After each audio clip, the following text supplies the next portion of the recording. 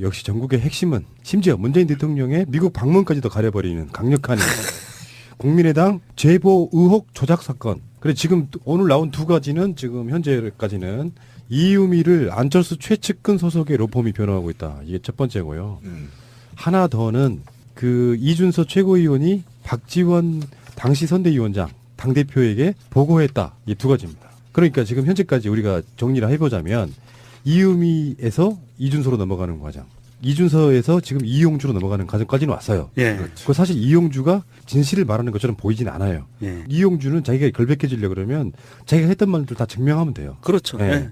근데 여기서 이제 더 윗선이 누구냐가 우리가 그렇죠. 관심사였는데 예. 한쪽은 안철수 연관성과 한쪽은 박지원 연관성이 둘 다 튀어나온 거예요. 그렇죠. 아니 그런데 이 이준서가 저는 궁금한 게요. 이준서가 갖고 있는 최고위원 위치가 있잖아요. 이 최고위원의 위치에 있는 사람이 당대표한테 문자를 보냈는데 당대표가 그걸 뭐 안 볼까요? 뭐 다른 폰, 제 세컨 폰 이런 거에 대한 변명이 나오더라고요. 그 전화기는 내가 갖고 있지도 않았다 이렇게 하고 이런 불가능한 식인데 얘기인데. 그러니까 잃어버렸다면 내가 이해를 하겠어요. 그 폰을. 그래서 박지원 씨. 일단 지금 안철수 최측근 소속의 로펌에 대한 이야기를 한번 해보자고요. 안철수의 최측근 인사 변호사 이름이 송강이라는 사람이에요. 송강. 그리고 차현일 변호사라는 사람이 있습니다. 두 사람이 있는 거예요. 이 법률사무소에. 둘이 동업하는 것 같아요. 차현일하고 송강 변호사가. 이 두 사람이 다른 큰 로펌에 있다가 두 사람이 의기투합해가지고 사무실 하나 낸 거예요. 그렇죠. 독립한 거죠. 근데 송강 씨는 지금 30대 초반의 젊은 변호사고요. 안철수의 정책 비서이기도 했습니다. 그다음 사실 뭐 수행비서 역할까지 했다는 거 하는데요. 네, 대선 기간 내내 안철수의 거의 최측근이라고 합니다. 저는 분명히 말씀드리지만 이게 정책팀이 아니면 불가능해요. 이 조작 사건은. 당의 캠프의 특성상 캠프에 지휘를 하는 사람이 이거를 허락 없이는 불가능합니다. 예를 들면 국회의원을 뻘로 한 게 아니고 박지원이 뻘로 하는 게 아니에요. 제보가 수백 건이 국회의원들한테 들어오죠.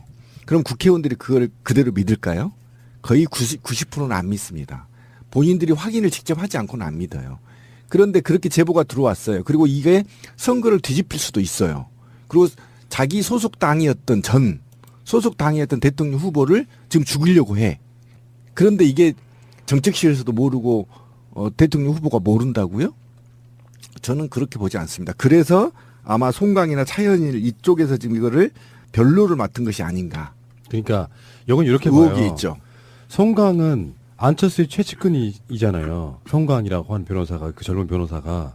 이 사람은 지금 국민의당 내에 여러 가지로 깊숙이 관련돼 있는 사람이에요. 그럼요. 예. 출마도 했고 국민의당 법률 행정본부장도 맡고 있고 최근에 이제 문자 폭탄 TF라고 하는 국민의당에 관련된 소송도 맡고 있는 그런 사람이에요. 그리고 심지어 이유미하고 전국 청년위원회에서 같이 활동도 했어요. 맞아요. 이 사람이 지금 안철수 최측근이란 말이야. 이 변호사도 혹시 공범아니에요? 제가 얘기했잖아요. 공범일 수밖에 없다. 왜 그러냐면 이게 문제가 됐을 때 법률적으로 어떤 관계가 있느냐라고 법률 자문을 했을 테고 정책실에. 그러니까 이게 다 알고 있는 짜고 치는 고스톱이라니까요. 그러니까 지금 제가 이야기하려고 하는 게 그런 얘기인데 송강이라고 하는 변호사가 안철수의 최측근인데 만약에요. 이유미가 독단적으로 하는 행동이라고 하면 안철수 입장에서는 송강이 이유미 변호를 맡는 거를 하지 말라고 했을 거예요. 당연히 관련이 그렇죠. 없다면. 또 오해받으니까. 네. 네. 그런데 그거를 변론을 맡아. 지금 이 사람 이유미뿐만 아니라 이준석까지도 지금 아까 송강에 가장 같이 사무실 내고 있다는 차현일한테 두 사람 다 사건을 지금 변호사를 맡겼단 말이에요. 이렇게 되면 그러네요. 어떤 상황에서만 이게 가능할까요? 안철수가 그 사건을 알고 있고 어떤 책임이 있는 상황에서만 가능한 거예요. 비슷한 사례가 얼마 전에부터 벌어졌잖아요. 우리 박근혜 변호인단이 최순실과 정유라까지 같이 맡아가. 이거 좀 뭔가 냄새가 비슷한데요. 그러니까 그런 상황이라고 하면 설명하기가 좀 어려워져요. 전혀 관련이 없다면 아까 그 시민의 말씀처럼 오해받기 싫어서라도 그걸 맡을 수가 없는 거죠. 근데 아까 그 이유미의 그 카톡의 메시지 중에 뭐 책임을 지려하지 않는다 뭐 등등의 그런 게 있잖아요. 이걸 유추 해석해 보면 당연히 맡아 주셔야죠. 지금 그런 것들이 우리가 보이지 않는 뭔가가 있지 않으면 이건 변호가 불가능하다고 봅니다. 이준서 또한 안철수 측근이고 지금 송강이나 차현일도 안철수 측근이고 이유미도 측근이고 안철수만 몰랐다. 이게 말이 되냐고요. 예. 아니 그러니까 정책실의 핵심 인물이 송강이었다면 이건 굉장히 최고위원까지 보고가 됐고 이게 검증이 다 됐을 건데 이 검증을 통해서 어쨌든 이게 이제 문모 모략 아닙니까? 모략을 조작 또는 기획했을 가능성이 굉장히 높다니까요. 이게 지금 경찰이 이거를 아마 아무리 안철수가 빠져나가려고 하더라도 빠져나갈 수가 없게 될 겁니다. 그게 정치적 메커니즘이 지금 그래요. 그래서 굉장히 이 사건이 일파만파 아마 국민의당이 해체될 수준까지 갈 것이다. 예측하는 게 그런 건데. 아니 그렇게 얘기했어요. 당 차원에서 조직적으로 개입한 정황이 드러나면 해체하겠다라고 그 공식적으로 발언까지 근데 했는데요. 그거는 반대로 해석해야죠. 절대 당 차원으로 드러나지 않게 하겠다는 의지일 그렇죠. 수밖에 네, 없죠. 의지의 표현. 어. 니들 다 입 다물어 이렇게. 그런데 저는 한 가지 깜짝깜짝 놀라면서 나는 이 사건이 터지고 나서 우울증 덕에 화병이 생기려고 그러는 게 상상만 해도 놀라워요. 만약에 이 공작이 대대적인 성공을 거둬서 안철수가 대통령이 됐다라고 생각을 하면 비비케 사건처럼 되는 거예요. 이용주가 법무부 장관 됐을 거 아니에요. 그렇겠죠. 그건 아닐 거야. 어쨌든 그런데 저는 마음이 편하지가 않아요. 왜 그러냐면 지금 당내 관계자하고 좀 통화를 한번 해봤는데 당의 안철수 축출 세력들이 있고요. 근데 왜 갑자기 당내에서 이게 불거졌느냐.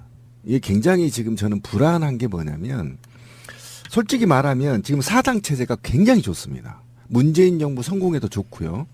향후의 선거에도 굉장히 좋은 분위기가 있습니다. 그런데 누군가가 당내에서 국민의당을 해체하고 일부는 민주당으로 들어가고 일부는 바른정당으로 가려고 하는 세력이 보인다. 이런 겁니다. 왜 그러냐면 지금 이대로 가면 광주에서 지방선거 박살납니다. 그럼 그 이후에 존립 자체가 흔들리거든요. 그러면 어떻게 공천을 할 거냐? 얘 지금 물음표가 던져 있는 겁니다. 국민의당에서는. 그리고 더 크게 한번 볼까요? 지금 양당 체제를 완고하게 바라는 자본과 기득권 세력들이 어떻게 하면 국민의당과 바른정당을 깨서 바른정당은 자유한국당으로 가게 하고 국민의당은 민주당으로 가게 해서 양당 체제로 가야 다음 정권에서 한번 쌓아볼 만 하거든요. 그런데 지금 바른정당과 국민의당이 중간 지점에서 있는 한 자유한국당이 새누리당 계열의 자유한국당이 다음 정권에 요원하거든요. 그러니까 이 판을 흔들려는 음모 세력들이 지금 국민의당에서 깊게 관여하고 있다라는 것이 포착되고 있고 정황이 드러나고 있는 거거든요. 요 부분을 우리 문재인 정부의 성공과 장기 집권을 꿈꾸는 민주 진보 세력들의 장기 집권을 꿈꾸는 세력들은 이 부분에 대해서도 굉장히 깊게 봐야 하고 그래서 국민의당 너네 해체하고 민주당으로 들어와라 이런 개 같은 소리는 하지 않았으면 좋겠다. 굉장히 위험한 발상이고요. 그다음에 바른정당과 국민의당이 자꾸 깨져가지고 양당 체제로 다시 또 회귀해버리는 이런 사태가 발생하기를 바라는 세력들이 누구 세력인지를 색출해내는 예, 굉장히 이런 지금 정치적 메커니즘이 어렵게 복잡하게 작동되는 게 지금 국민의당 내부의 증거 조작 사건의 빌미거든요. 그래서 굉장히 이것도 깊게 좀 봐야 된다. 네, 지금 이 시점에서는 그 이야기를 먼저 꺼낼 수 있는 상황은 아니고요. 지금 터져나오고 있는 여러 가지 의혹들에 대한 걸 정리한 뒤에 나중에 한참 시간이 지난 뒤에 그걸 설명해 줄 수 있는 그 시점은 저는 아닌 거라고 보고 굳이 이제 말씀을 드리자고 하면 국민의당 스스로가 지금 최근에 어떤 분위기를 보면 그 안철수 축출, 박지원 축출 이런 것들이 흐름이 있는 건 사실인데 그거는 나중에 이제 다룰 수밖에 없는 이야기고 문제는 현재 이음이 단독 범행이냐 첫 번째 이거는 이제 국민의당이 만들고 싶어하는 프레임이고요. 나머지 국민의당이 이게 당이라는 게 사실은 후보가 몰랐더라도 당대표가 몰랐더라도 최고위원급까지 올라갔다고 하면 사실은 당 차원에서 개입한 사건이기 때문에 지금 가장 핵심 고리가 누구냐면 이용주예요. 이용주가 원래 알고 있었음에도 불구하고 그 조작 사건에 가담했다고 하면 당이 관여한 게 되는 거거든요. 네. 그러니까 이준서도 자기 스스로는 나 그 사건 몰랐다고 계속 부정하는 거고요. 이용주도 부정하는 겁니다. 두 사람 최고위원, 한 사람은 공명선거 출신 단장, 당의 공식 기구에 꽤 중요한 인물들이 개입해서 알고도 그 짓을 했다면, 그러니까 이미 사실은 정황적으로는 알고 있었을 거라는 것이 드러나 있는 상황대잖아요. 그러니까 국민의당 입장에서는 지금 두 가지 방법이 있는 거예요. 하나는 핵심 고리들은 거기에 대해서 필사적으로 막으려고 하고 있고요. 왜냐하면 당이 지금 완전 풍비박산, 당이 없어지는 존립위기에 있는 상태인 거잖아요. 막으려고 하고 있는 거고, 한쪽에서는 이왕 이렇게 된 거 어차피 내년 지방선거 때까지 버텨봐야 이 당은 끝난다라고 생각했던 사람들은 차라리 공중변에 시키자라고 덤비는 세력이 있는 거예요. 문제는 이제 박지원과 안철수라고 저는 보거든요. 예. 그러니까 지금 오늘 나온 여러 가지 증거들이 박지원 양반 최소한 알았을 가능성에 대한 이야기 첫 번째 하나가 있고, 아까 말한 그 변호사들과 그 인맥상으로 보면은 안철수도 인지했을 가능성. 이렇게 되면 이제 정치권은 우리가 상상도 하기 없는, 지금 폭탄의 지금 심지가 사실은 거의 다 타들어간 상태라고 저는 보거든요. 맞아요. 그렇죠. 예. 이제 그러니까 제가 염려한 게 그거예요. 아까 제가 미리 말씀을 드렸던 건 뭐냐면 지금 이게 아무리 안철수가 아니다, 뭐 이준서가 아니다, 이용주가 모른다, 이게 안 먹힌다니까. 왜 그러냐면 사법 마피아들이 이 사건을 굉장히 깊게 강력하게 수사를 할 거란 말이에요.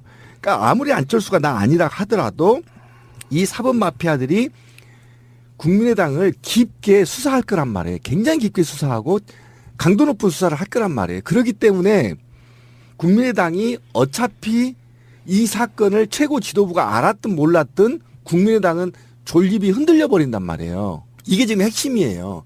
우리는 지금 프레임에 이용주가 뭐 알았니 어쩌니, 이준서가 알았니 어쩌니, 이게 지금 말려 있는데요. 실제로 그렇지 않다. 이건 아무 의미가 없어. 검찰이 알아서 깊게 조사를 할 거기 때문에 결과적으로는 알았다는 것이 밝혀질 거란 말이에요. 지금 이제 국민의당이 깨지고 있는 과정이 뭐냐? 과정인 거예요, 지금. 지금 지방의회 어떤 의원분 한 분이 탈당을 선언하면서 이제 이게 시작하죠. 와해되기 시작하는 거예요. 이러다가 불안감 느끼는 사람들이 이제 계속 뛰어내릴 거라고 보면은 그냥 자기들이 셀프로 정계 개편해주고 있는 그런 느낌에 좀 가깝고, 이제 시작일 거라고 보고.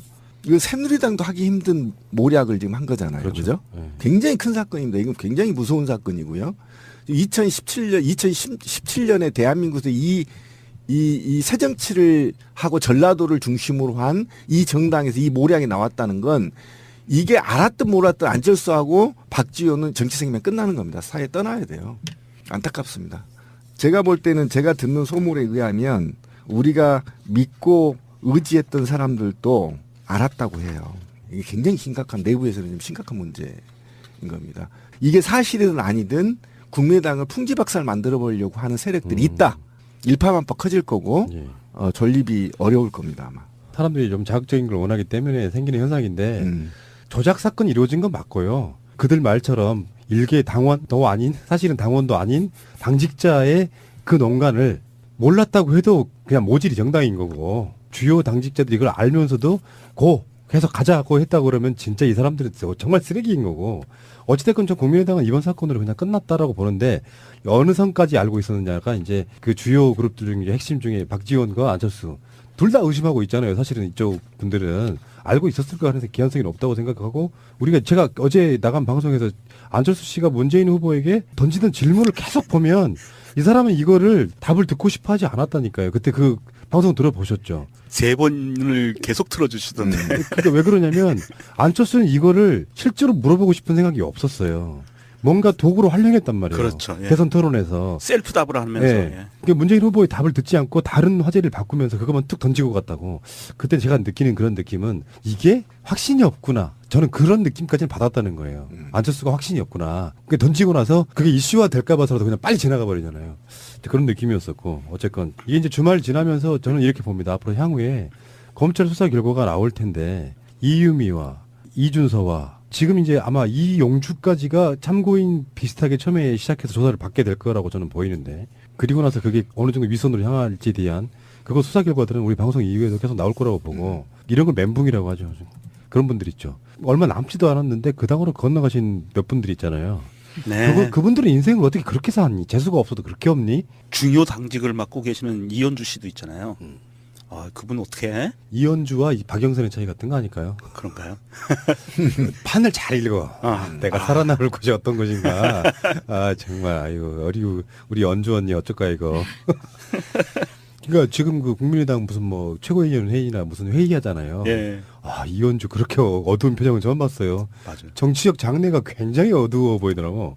발언도 예, 풀이 죽었어요. 예, 알겠습니다. 자, 안철수 최측근 변호사들 이음이 변론 맡아. 왜? 자, 박지원 대표에게 이준석 그 상황 보고해. 박지원 못 들었다. 왜? 가능한 근데? 얘긴데. 그러니까 잃어버렸다면 내가 이해를 아. 하겠어요. 그 폰을. 그래서 박지원 씨. 일단 지금 안철수 최측근 소속의 로펌에 대한 이야기를 한번 해보자고요. 안철수의 최측근 인사 변호사 이름이 송강이라는 사람이에요. 송강. 그리고 차현일 변호사라는 사람이 있습니다. 두 사람이 있는 거예요. 이 법률사무소에. 둘이 동업하는 것 같아요. 차현일하고 송강 변호사가. 이 두 사람이 다른 큰 로펌에 있다가 두 사람이 의기투합해가지고 사무실 하나 낸 거예요. 그렇죠. 독립한 거죠. 근데 송강 씨는 지금 30대 초반의 젊은 변호사고요. 안철수의 정책 비서이기도 했습니다. 그다음 사실 뭐 설명해 주세요. 수행비서 역할까지 어. 했다는 거 하는데요. 네, 대선 기간 내내 안철수의 거의 최측근이라고 합니다. 저는 분명히 말씀드리지만 이게 정책팀이 아니면 불가능해요. 이 조작 사건은. 당의 캠프의 특성상 캠프에 지휘를 하는 사람이 이거를 허락 없이는 불가능합니다. 예를 들면 국회의원을 뻘로 한 게 아니고 박지원이 뻘로 하는 게 아니에요. 제보가 수백 건이 국회의원들한테 들어오죠. 그럼 국회의원들이 그걸 그대로 믿을까요? 역시 전국의 핵심은 심지어 문재인 대통령의 미국 방문까지도 가려버리는 강력한 국민의당 제보 의혹 조작 사건. 그래 지금 오늘 나온 두 가지는 지금 현재까지는 이유미를 안철수 최측근 소속의 로펌이 변호하고 있다. 이게 첫 번째고요. 하나 더는 그 이준석 최고위원이 박지원 당시 선대위원장 당대표에게 보고했다. 이 두 가지입니다. 그러니까 지금 현재까지 우리가 정리를 해보자면 이유미에서 이준서로 넘어가는 과정, 이준서에서 지금 이용주로 넘어가는 과정까지는 왔어요. 예. 그 사실 이용주가 진실을 말하는 것처럼 보이진 않아요. 예. 이용주는 자기가 결백해지려고 그러면 자기가 했던 말들 다 증명하면 돼요. 그렇죠. 예. 예. 근데 여기서 이제 더 윗선이 누구냐가 우리가 그렇죠. 관심사였는데 예. 한쪽은 안철수 연관성과 한쪽은 박지원 연관성이 둘 다 튀어나온 거예요. 그렇죠. 아니 그런데 이 이준서가 저는 궁금한 게요. 이준서가 갖고 있는 최고위원 위치가 있잖아요. 이 최고위원의 위치에 있는 사람이 당대표한테 문자를 보냈는데 당대표가 그걸 뭐 안 볼까요? 뭐 다른 폰, 제 세컨 폰 이런 거에 대한 변명이 나오더라고요. 그 전화기는 내가 갖고 있지도 않았다 이렇게 얘기하고 이러니까 이게 말이 되냐고요.